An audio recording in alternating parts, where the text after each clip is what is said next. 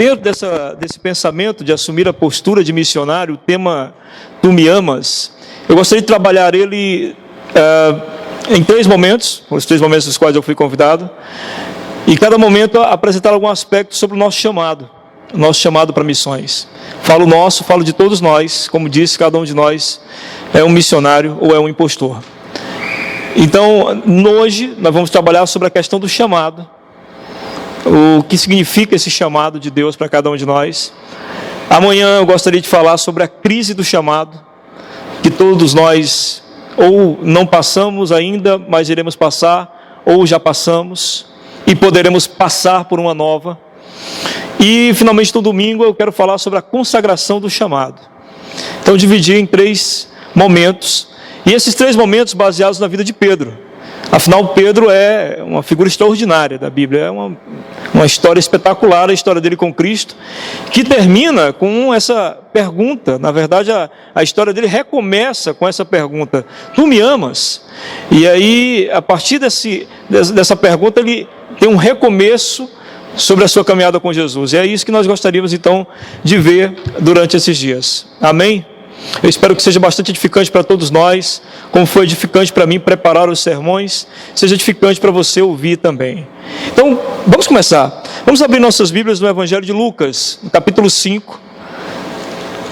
Lucas, capítulo 5.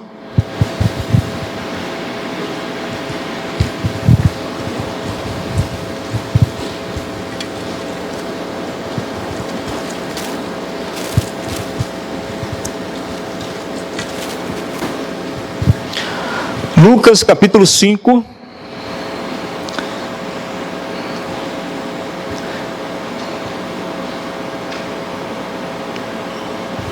todos aqui são batistas, amém? Amém? Eu proponho uma coisa. Pastor, me permite? Cadê o pastor? Você me permite abrir uma rápida sessão extraordinária? Você permite? Não tenho medo não vamos tomar a igreja. Uma rápida sessão extraordinária. Todos são batistas. Eu proponho que os meus livros sejam o seguinte: R$10 é para o projeto da igreja, não é isso? E os outros R$15 seja para missões. Quem apoia? Ah, que maravilha, né? Então pronto, pastor Paulo, os livros são de vocês agora, tá bom? Vocês resolvem lá.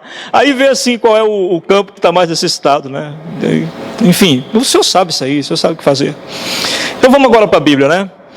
Lucas capítulo 5, verso 1 em diante. Aconteceu que, ao apertá-lo a multidão para ouvir a palavra de Deus, estava ele junto ao lago de Genezaré, e viu 2 barcos junto à praia do lago. Mas os pescadores, havendo desembarcado, lavavam as redes. Entrando em um dos barcos, que era o de Simão, pediu-lhe que o afastasse um pouco da praia, e assentando-se, ensinava do barco as multidões. Quando acabou de falar, disse a Simão: Faze-te ao largo e lançai as vossas redes para pescar. Respondeu-lhe Simão: Mestre, havendo trabalhado toda a noite, nada apanhamos, mas sob tua palavra lançarei as redes. Isto fazendo, apanharam grande quantidade de peixes, e rompiam-se-lhes as redes. Então fizeram sinais aos companheiros de outro barco, para que fossem ajudá-los. E foram e encheram ambos os barcos, a ponto de quase irem a pique. Vendo isto, Simão Pedro prostrou-se aos pés de Jesus, dizendo: Senhor, retira-te de mim, porque sou pecador. Pois à vista da pesca que fizeram, a admiração se apoderou dele e de todos os seus companheiros, bem como a Tiago e João, filhos de Zebedeu, que eram seus sócios. Disse Jesus a Simão: Não temas, de hoje em diante eu te farei pescador de homens. Amém? Vamos orar mais uma vez. Agora eu quero orar por vocês. O pastor já orou por mim, eu quero orar por vocês. Deus querido, permita que cada pessoa nesta noite possa compreender a tua palavra, que ela possa perceber o teu chamado e o que esse chamado significa, ó Deus, para que assim, pela tua graça e pelo teu amor, essa pessoa possa ter a maior alegria que um ser humano pode ter, que é servir ao Deus vivo, que é estar à disposição do Deus Todo-Poderoso para mudar a história da humanidade. Deus, abençoa-nos para que ninguém saia daqui como chegou, Que esse culto termine com vidas tocadas e transformadas pelo poder do Teu Espírito.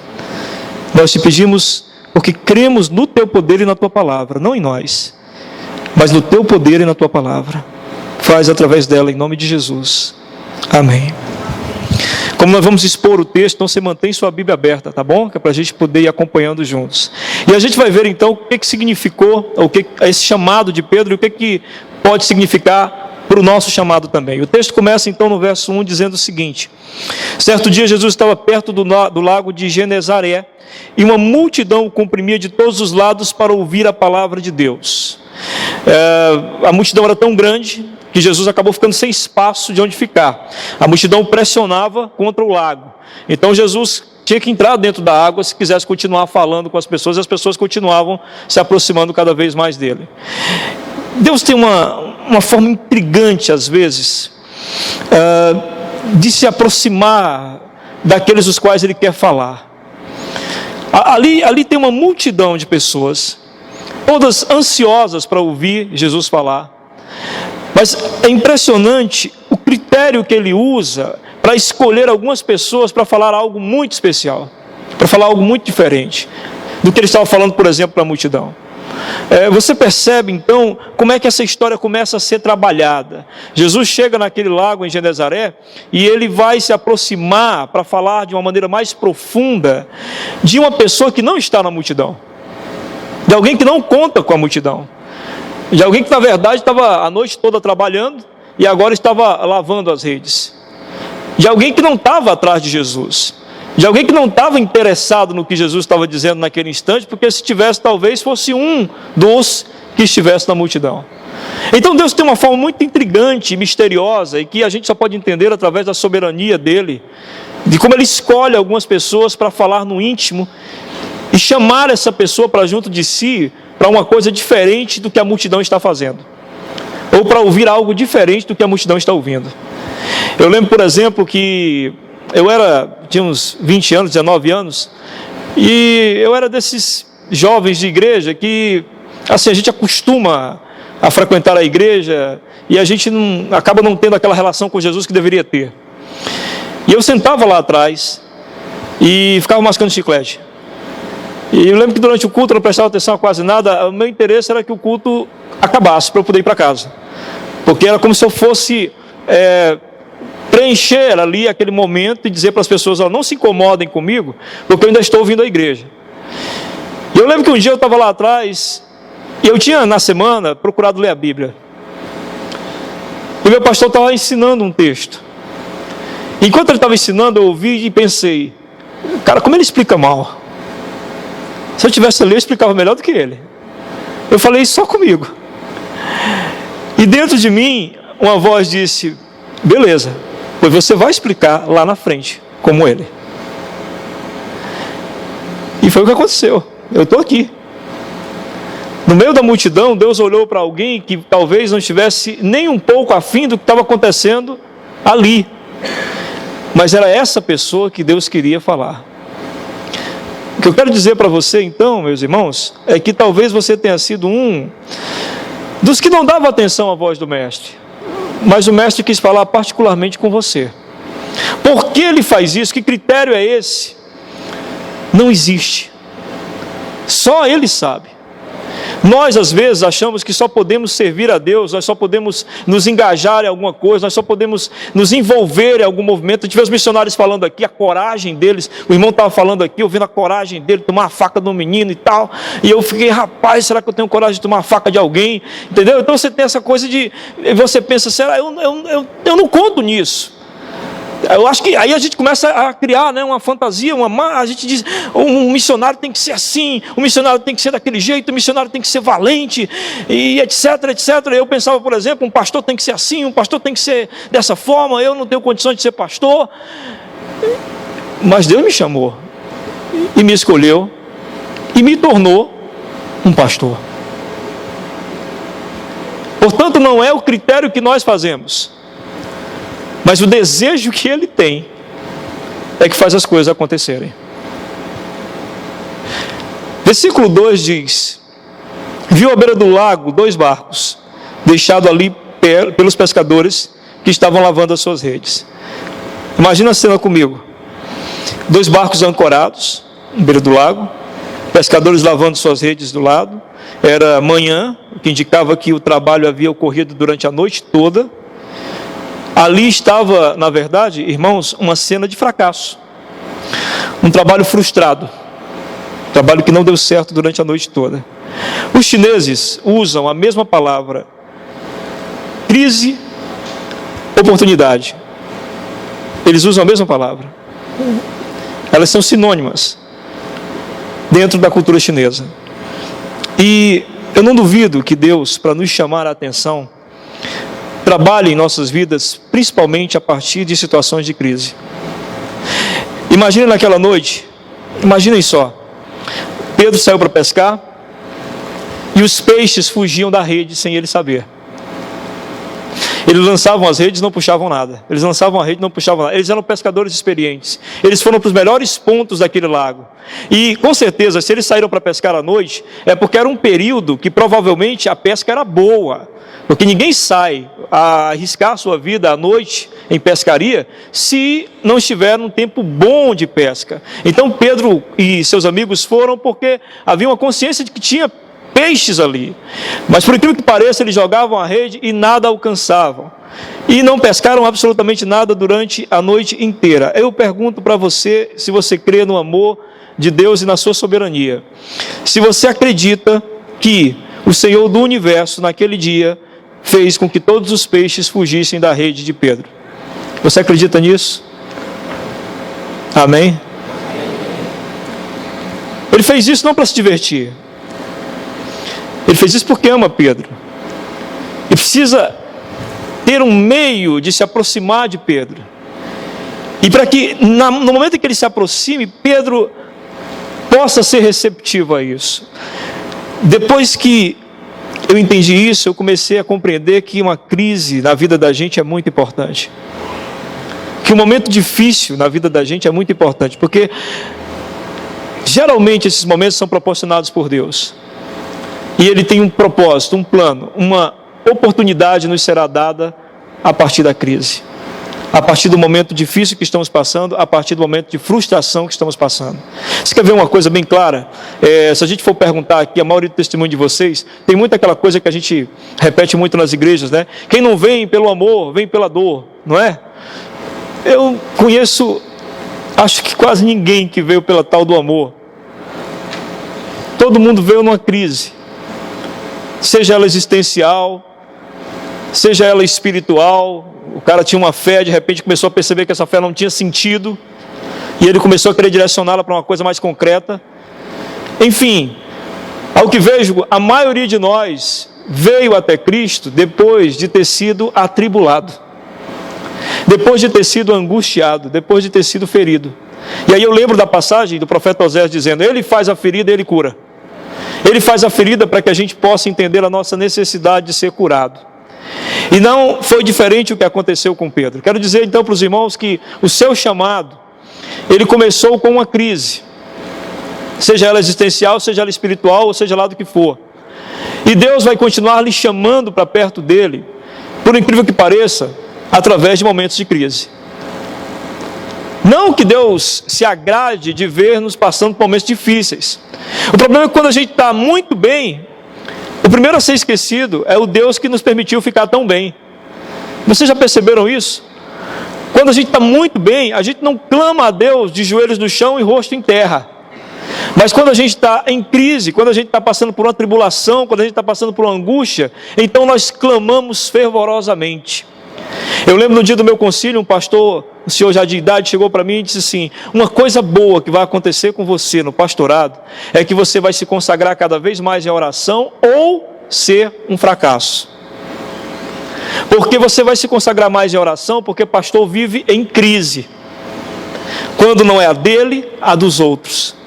Então o pastor vive orando. E se ele não viver orando, ele fracassa. A grande oportunidade da vida da gente, que foi a salvação em Cristo Jesus, nos foi dada através de um momento angustiante, um momento de sofrimento, um momento de crise. A oportunidade de servi-lo também. Será assim.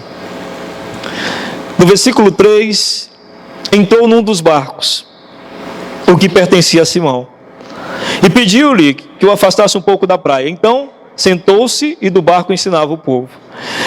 Eram 2 barcos, mas Jesus escolheu o de Pedro. Isso não faz você pensar um pouco? Pedro deve ter parado de lavar as redes e ficou olhando para o que Jesus estava dizendo. Afinal, Jesus estava sentado no barco dele agora. Agora, o que eu acho mais interessante é ele escolher o barco de Pedro. Eu ouso afirmar, com certeza, que a escolha do barco não foi aleatória. Assim como aquela hora não foi aleatória, aquele lugar não foi aleatório, aquela multidão vindo até Jesus e o impedindo de ir para qualquer outro lugar não foi aleatório. O que eu quero dizer para os irmãos é que Deus faz o momento. Você crê nisso? Deus faz o momento. E Ele faz o momento para que a sua glória seja manifestada a nós. Pensa o pastor Paulo que entrou em contato comigo e porque o seu coração disse, vou convidar o pastor João. Penso eu que Deus faz o momento. Penso eu que Deus impeliu o coração do pastor para que me convidasse. Penso eu que Deus queria que nós nos encontrássemos aqui nessa noite. Penso eu que você está aqui por um motivo. Penso eu que Deus faz o momento. E faz o momento para a sua glória. Confio nisso, acredito nisso. Vejo nas Escrituras isso e consigo viver e compartilhar disso em muitos momentos de minha vida. Então, meus irmãos, é tolice criar ambientes propícios para que Deus se manifeste. Porque nós estamos tratando de um Deus livre, que vai se manifestar da maneira que bem quiser. A gente faz um congresso como esse, e é lógico, todos nós aqui, como pastores, missionários, líderes, esperamos que algum jovem, alguma pessoa sinta o chamado de Deus. A gente quer criar um ambiente propício para isso, a gente quer trazer missionários falando, a gente quer pregações falando sobre isso, cânticos falando sobre isso, queremos criar um ambiente propício. Mas temos que ter consciência de que Deus é livre e que vai fazer independente do que estamos fazendo aqui. O que eu quero dizer é o seguinte: às vezes você ouve um sermão no domingo e ele não faz sentido, você não entendeu direito, mas na segunda-feira, no teu trabalho, à tarde, acontece alguma coisa e o sermão faz sentido. Você sabe por que acontece isso? Porque nós estamos falando de um Deus livre, que atua da maneira que quiser, da forma que quiser, e que cria um momento para a manifestação da sua glória. Tinha um cântico antigo, eu como batista desde sempre, porque minha avó era batista e me levava para a igreja antes de ser crente. Ele dizia, neste santo lugar, eu não sei direito, talvez os mais antigos lembrem, eu marquei um encontro com Deus. Você lembra, irmão? Não é assim, não é? Isso, eu marquei um... Ótimo, é isso mesmo. O problema é que quando eu comecei a estudar teologia, eu vi que o negócio estava errado. Me perdoe os irmãos que gostam do cântico, eu também gosto. Mas eu não marquei encontro com Deus. Deus marcou encontro comigo. Amém? Quando eu digo que marco um encontro com Deus, eu posso controlar a situação. Quando eu digo que é Deus que marca o encontro, eu não posso controlar. Eu só sou informado do encontro quando ele se manifesta. Ele simplesmente veio até Pedro. Pedro não foi informado disso. Pedro não foi informado que seu barco era o barco escolhido. Pedro não foi informado que ele era a pessoa escolhida para aquele dia ouvir claramente o que Jesus queria dizer só para ele. Jesus não disse para a multidão, vou fazer de vocês pescadores de homens. Jesus disse para Pedro, vou fazer de você pescador de homens. Onde é que Deus encontrou você? Você lembra? Deixa eu fazer aqui uma revelação pentecostal. Onde Deus encontrou você? Deus encontrou você onde você não gostaria de estar. Foi lá que Ele encontrou você. Você não gostaria de estar naquela situação. E Ele foi lá e encontrou você. E falou com você. E te trouxe para perto dEle. É a situação de Pedro. É uma situação que ele não gostaria de estar. É uma situação de fracasso. Uma noite toda pescando, não pegou nada. Lavando reis na frente de uma multidão. E aquela multidão, e se algum instante parava, comentava: esses pescadores, hein, fraquinhos, hein? Tem nenhum peixe no barco. Total frustração, total fracasso. Onde não queria ser encontrado, foi onde Pedro foi encontrado. E foi onde você foi encontrado também. No verso 4 diz: tendo acabado de falar, disse a Simão: vá para onde as águas são mais fundas. Algumas Bíblias dizem: vá para largo. E disse: lance as redes para a pesca. Vá para as águas mais fundas. Traduzido aqui quer dizer o quê? Recomece o trabalho. Recomece. Faça tudo de novo. Ora, Pedro é pescador experiente. Jesus é um galileu, morava numa região longe dos lagos. Ou seja, naturalmente não tinha nenhuma experiência com pesca. E diz para Pedro: comece tudo de novo. É assim que faz parte o começo do chamado. Ora, a gente quando passa por um momento de muito difícil, em que a gente se frustrou, em que a gente se deu mal, para recomeçar de novo é muito difícil, não é? A gente quer muita segurança para começar de novo. Se alguém, por exemplo, teve uma frustração no amor, para começar um novo relacionamento, essa pessoa quer muita segurança no novo relacionamento. Ela quer muitas provas de que esse relacionamento não será igual ao outro. Se uma pessoa se frustra com a igreja, ela, se vai começar de novo a sua história na igreja, ela quer que muitas coisas se ajustem, porque ela não quer passar por aquilo de novo. Enfim, nós não gostamos de recomeçar sem segurança. E nesse instante, Jesus está mandando Pedro recomeçar sem segurança nenhuma. Assim como ele fez com nossas vidas quando nos chamou. Quando ele nos chamou, ele diz: vamos recomeçar. Entenda, quando a gente se converte, Jesus não pega a vida da gente e diz: agora você não tem mais pai, você não tem mais mãe, você não tem mais amigo, você não tem mais nada. Vamos começar tudo de novo. Não, ele começa tudo de novo e nós estamos inseridos lá onde estamos. O apóstolo Paulo diz isso, né? Aquele que trabalha, continue trabalhando. Onde nós estamos, nós vamos recomeçar a nossa história. Então nós recomeçamos a história na família, mas com algumas diferenças. Mas sem segurança nenhuma. Em nenhum momento vai se dizer: você vai recomeçar lá e agora vai dar tudo certo.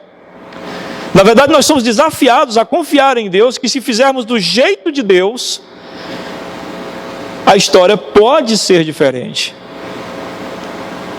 É assim que o Senhor nos chama. Então, quando Deus lhe chama para começar uma nova vida, Ele não dá nenhuma segurança a você, a não ser de que você deva confiar nas suas palavras. E fazendo as coisas do jeito que Ele está dizendo, dará certo. Para tentarmos, Pedro vive de pesca e sabe que situações de fracasso são comuns. Mas ser desafiado a refazer o percurso do fracasso por uma pessoa que parece não ter nada a ver com o que ele vivencia no seu trabalho, é um desafio maior ainda. No verso 5, perdão, antes de a gente ir para o 5, eu lembrei de uma coisa. Quando a gente é desafiado por Jesus, a gente sempre pensa: o Senhor não passou pelo que eu passei, pelo que eu já passei. E o Senhor sempre diz: passei e passarei de novo com você. Amém? Porque o Senhor não nos deixa sozinhos. Ele vai com a gente no barco. Você lembra que ele vai com Pedro no barco? Veja o verso 5. Simão Pedro respondeu: mestre, esforçamos-nos a noite inteira, não pegamos nada. Mas porque és tu quem está dizendo, eu vou lançar as redes. Amém? Eu penso sempre sobre essa afirmação de Pedro: porque é tu que está dizendo, eu vou lançar as redes. Eu nunca pensei que Pedro estivesse ali reconhecendo a autoridade de Jesus. Nunca pensei isso. Na verdade, acredito que Pedro está ali provando as palavras de Jesus. Bom, já que o Senhor está dizendo, e que o Senhor está falando essas coisas lindas aí para essa multidão, e essa multidão está ali ouvindo, já que o Senhor diz ter essas palavras, então eu vou fazer para ver o que acontece. Ou seja, eu acredito que Pedro fez prova das palavras de Jesus. É certo que nenhum de nós, irmãos, crê realmente em Jesus até que ele prove quem ele é. Escute bem o que eu estou dizendo. Ninguém crê em Jesus até que ele prove quem ele é. Até que ele prove que ele é o Salvador, nós não creremos nele como Salvador. Até que ele prove que ele é o Senhor, nós não creremos nele como Senhor. E é exatamente o que está acontecendo aqui. Pedro não crê como deveria crer, porque também não tem nenhuma experiência com Cristo para poder crer nesse Cristo. O Senhor nos dá provas e nós precisamos dela. Uma delas, por exemplo, é um milagre. Nós precisamos de um milagre para saber que Cristo é realmente quem Ele é. Não se espante com o que eu estou dizendo. Eu não estou falando de milagres espetaculares. Eu não estou falando de paralíticos voltarem a andar, cegos voltarem a enxergar, ou mortos voltarem a viver. Eu estou falando daquele milagre que se chama reconhecimento de culpa e necessidade de salvação. Para a gente sentir isso, eu chamo isso de milagre. Porque nós passamos a vida toda nos defendendo. Pequenininhos, crianças, a gente já se defende. Fazemos uma coisa errada, a gente aponta para o outro. Foi ele. Não fui eu. É a frase que nós mais repetimos durante toda a nossa história. Não fui eu. Não fui eu. Quando Cristo vem a nós, o Espírito Santo abre o nosso entendimento para a sua palavra e nós reconhecemos pela primeira vez a nossa culpa e a nossa necessidade de um Salvador, só há uma resposta para isso. Aconteceu um milagre. Algo que nenhum ser humano poderia fazer por si só, Deus fez pelo seu infinito poder, misericórdia, graça e soberania. Amém? Então, meus irmãos, é o caso, por exemplo, de Zaqueu. Todo mundo conhece a história de Zaqueu. Ele vai e Jesus quer ceiar com ele.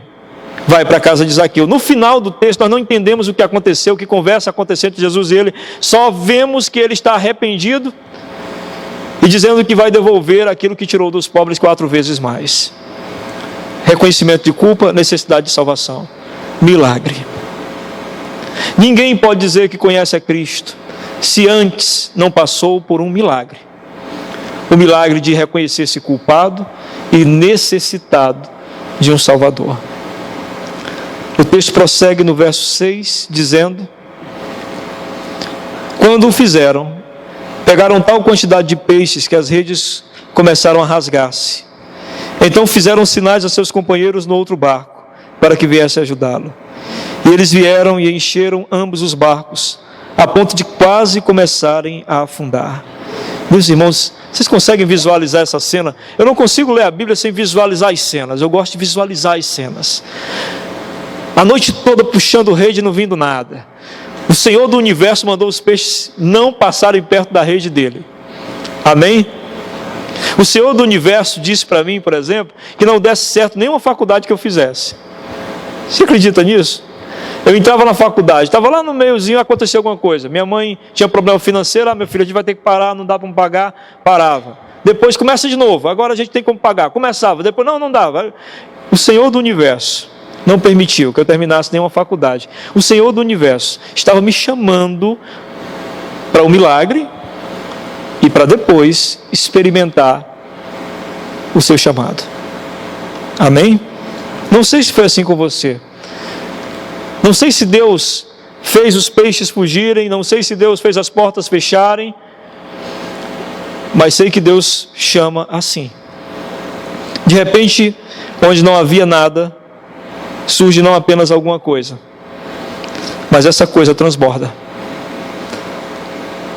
Não pescou 10 peixes, as redes quase arrebentam, o barco quase afunda. Porque a Bíblia diz que Ele nos dá muito mais do que pedimos ou pensamos. Amém? Muito mais do que pedimos ou pensamos. O salmista diz que na presença de Deus o nosso cálice transborda. O Senhor não nos dá medida certa, Ele faz extrapolar daquilo que Ele quer para nos mostrar a sua glória.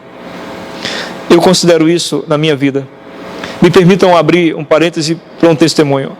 Alguém que sofreu de depressão na adolescência, que quase tentou o suicídio várias vezes, tornar-se um pastor, tornar-se um pregador, alguém que não conseguia olhar nos olhos das pessoas e nem conseguia falar frases inteiras devido à depressão. Isso é um cálice transbordando. Isso é uma rede arrebentando. Isso é Deus dando muito mais do que pedimos ou pensamos. Talvez você esteja aí no seu lugar e pensando: eu não tenho condições de aceitar um chamado do Senhor, porque eu não sei como falar, eu não sei como me explicar, eu não gosto muito de ler, enfim, a gente começa a colocar uma série de coisas. Mas se Deus já fez o primeiro milagre, que é fazer você reconhecer que é um pecador e necessitado da graça do Senhor, então falta muito pouco, só falta transbordar. E o transbordar não pertence a nós, pertence a Deus. De repente nós somos invadidos com uma alegria desconcertante, uma alegria abundante, que é essa alegria que Deus nos dá quando nós percebemos que estamos recebendo do que jamais imaginávamos que merecíamos receber. Digo aos irmãos, a maior honra que alguém pode ter é servir a Deus. Amém? Porque a gente está fazendo uma coisa. Você pode trabalhar aqui no âmbito mundano, no âmbito secular, mas tudo vai ficar aqui nessa terra. Tudo que você trabalhava aqui vai ficar por aqui mesmo. Mas quando você trabalha para o reino de Deus, todas as coisas que são trabalhadas aqui, elas têm perspectivas eternas. Elas serão contadas na eternidade. O céu é um lugar de louvor. Então louvor é lugar, louvor, a palavra significa agradecimento. Nós vamos agradecer a Deus por todas as coisas que fizemos para Ele e para a sua glória aqui. Então uma grande honra ser chamado para servir a Deus. Quando Simão Pedro, verso 8 ao 10, viu isso, prostrou-se aos pés de Jesus e disse: afasta-te de mim, Senhor, porque sou um homem pecador. Pois ele e todos os seus companheiros estavam perplexos com a pesca que haviam feito, como também Tiago, João e os filhos de Zebedeu, sócios de Simão. Surpreendido pela alegria e pelo poder de Jesus, Pedro reconhece nesse instante em Jesus Deus. Porque um judeu jamais se prostraria diante de um homem comum. Ele se prostra porque ele reconhece que naquele instante está diante dele não um homem comum, mas o próprio Deus. E o próprio Deus, sendo Deus, tem autoridade para destruí-lo. Porque a santidade de Deus destrói o pecado. Pedro se acusa e diz: afasta-te de mim, eu não quero morrer. Eu sou pecador. Sei que tu és Deus, a tua glória pode acabar comigo. E aí o Senhor diz, naquele instante: não tenha medo, de agora em diante você será pescador de homens. Jesus diz: Pedro, não vou te destruir, vou te refazer, vou te reconstruir e fazer de ti um pescador de homens. O que eu peço nessa noite é que você, que já teve esse encontro com o Senhor, continue permitindo que o Senhor lhe use e vá lhe reconstruindo dia após dia. E você que está com medo, com receio de ouvir a voz do Senhor que lhe fala pessoalmente e diz: venha, vou te fazer pescador de homens. Perca o medo hoje. Acredite na graça transbordante, abundante do Senhor, que nos dá muito mais do que pedimos ou pensamos e faz de nós também muito mais do que nós imaginamos. Que Deus em Cristo nos abençoe. Amém?